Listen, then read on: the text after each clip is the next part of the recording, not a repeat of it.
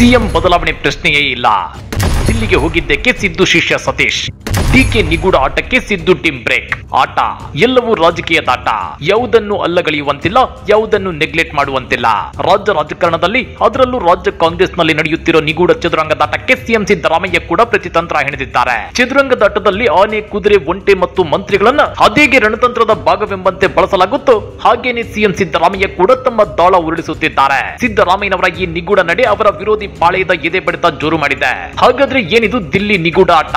ಸಿದ್ದು ಶಿಷ್ಯ ಸತೀಶ್ ಜಾರಕಿಹೊಳಿ ದಿಲ್ಲಿಗೆ ಹೋಗಿ ಮಾಡಿದ್ದೇನು ಗೊತ್ತಾ? ಅದನ್ನ ಡೀಟೇಲ್ ಆಗಿ ತೋರಿಸ್ತೀವಿ. ಆದ್ರೆ ಅದಕ್ಕಿಂತ ಮೊದಲು ಹಲೋ ಕನ್ನಡ ಯೂಟ್ಯೂಬ್ ಚಾನೆಲ್ ಅನ್ನ ಸಬ್ಸ್ಕ್ರೈಬ್ ಮಾಡ್ಕೊಳ್ಳಿ. ಹಾಗೇನೆ ಪಕ್ಕದಲ್ಲಿರೋ ಬೆಲ್ ಬಟನ್ ಅನ್ನು ಪ್ರೆಸ್ ಮಾಡಿ. ಮೂಡ ಪ್ರಕರಣದಲ್ಲಿ ಸಿದ್ದರಾಮಯ್ಯನವರ ನೇರ ಪಾತ್ರವಿಲ್ಲ, ಆದ್ರೆ ಒಂದಷ್ಟು ಅನುಮಾನಗಳಿವೆ.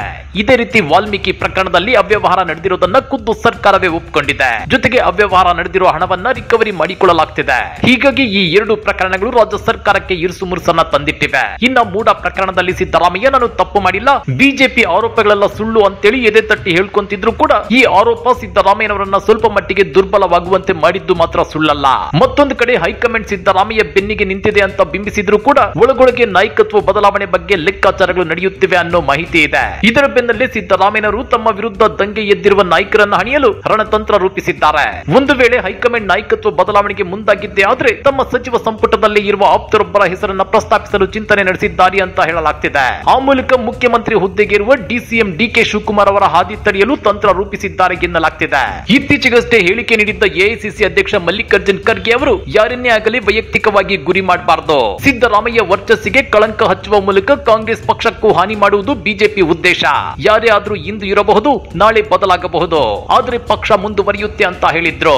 ಈ ಹೇಳಿಕೆ ನಾಯಕತ್ವ ಬದಲಾವಣೆ ಕುರಿತ ಊಹಾಪೋಹಗಳು ಹೆಚ್ಚಾಗುವಂತೆ ಮಾಡಿದೆ. ಇನ್ನ ಮಲ್ಲಿಕಾರ್ಜುನ್ ಖರ್ಗೆ ಅವರ ಈ ಹೇಳಿಕೆ ಬೆನ್ನಲ್ಲೇ ಗೃಹ ಸಚಿವ ಡಾಕ್ಟರ್ ಜಿ ಪರಮೇಶ್ವರ್, ಸಮಾಜ ಕಲ್ಯಾಣ ಸಚಿವ ಡಾಕ್ಟರ್ ಎಚ್ ಸಿ ಮಹದೇವಪ್ಪ, ಲೋಕೋಪಯೋಗಿ ಸಚಿವ ಸತೀಶ್ ಜಾರಕಿಹೊಳಿ ಅವರು ಸಿದ್ದರಾಮಯ್ಯ ಅವರ ಜೊತೆ ಸಭೆ ನಡೆಸಿದ್ದಾರೆ. ಅಹಿಂದ ಗುಂಪಿನಲ್ಲಿರುವ ಎಸ್ಸಿ ಅಥವಾ ಎಸ್ಟಿ ನಾಯಕರೊಬ್ಬರು ಸಿಎಂ ಆಗಬೇಕು ಅನ್ನೋ ಅಭಿಪ್ರಾಯವನ್ನ ತಿಳಿಸಿದ್ರು.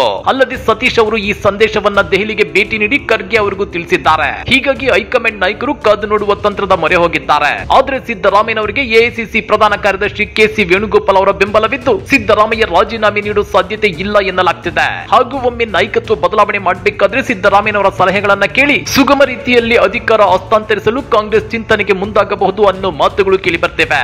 ಇಂಟ್ರೆಸ್ಟಿಂಗ್ ವಿಷಯ ಏನಂದ್ರೆ ಹೈಕಮಾಂಡ್ ಸಿದ್ದರಾಮಯ್ಯ ಅವರ ಸಲಹೆಯನ್ನ ತೆಗೆದುಕೊಂಡಿದ್ದೇ ಆದ್ರೆ ಸತೀಶ್ ಜಾರಕಿಹೊಳಿ ಅವರು ಮುಂದಿನ ಸಿಎಂ ಆಗುವ ಸಾಧ್ಯತೆಗಳಿವೆ ಅನ್ನೋ ಮಾತುಗಳು ರಾಜ್ಯ ಕಾಂಗ್ರೆಸ್ ನಲ್ಲೇ ಕೇಳಿ ಬರ್ತಿವೆ. ದಲಿತರು ಉನ್ನತ ಹುದ್ದೆಗೆ ಈಗ ಪ್ರಯತ್ನ ಮಾಡಿದ್ರೆ ಮತ್ತೆಂದು ಅವಕಾಶ ಸಿಗದಿರಬಹುದು. ಹೀಗಾಗಿ ಸಿದ್ದರಾಮಯ್ಯನವರ ಒಪ್ಪಿಗೆ ಪಡೆದು ಸಭೆ ನಡೆಸಿದ್ದಾರೆ ಎನ್ನಲಾಗ್ತಿದೆ. 2 ದಿನಗಳ ಹಿಂದಷ್ಟೇ ಸಿದ್ದರಾಮಯ್ಯ ಅವರ ಸೂಚನೆ ಮೇರೆಗೆ ದೆಹಲಿಗೆ ತೆರಳಿದ್ದ ಸತೀಶ್ ಜಾರಕಿಹೊಳಿ ಅವರು ನನಗೆ 68 ಶಾಸಕರ ಬೆಂಬಲವಿದ್ದು ಸಿದ್ದರಾಮಯ್ಯ ರಾಜೀನಾಮೆ ನೀಡಿದ್ದೇ ಆದ್ರೆ ನಾನು ಸಿಎಂ ಆಗಲು ಅರ್ಹನಿರುವುದಾಗಿ ಸ್ಪಷ್ಟವಾಗಿ ತಿಳಿಸಿದ್ದಾರೆ ಅಂತೇಳಿ ಕಾಂಗ್ರೆಸ್ ಮೂಲಗಳೇ ಹೇಳ್ತಿವೆ. ಆದ್ರೆ ಖರ್ಗೆ ಅವರ ಭೇಟಿ ಬಳಿಕ ಸುದ್ದಿಗಾರರೊಂದಿಗೆ ಮಾತನಾಡಿದ ಸತೀಶ್ ಜಾರಕಿಹೊಳಿ ಅವರು ರಾಜಕೀಯ ವಿಚಾರದ ಬಗ್ಗೆ ಚರ್ಚೆ ನಡೆಸಿದ್ದೇವೆ ಅಂತೇಳಿ ಅಸಲಿ ಮ್ಯಾಟರ್ ಅನ್ನ ಬಹಿರಂಗಗೊಳಿಸಿಲ್ಲ.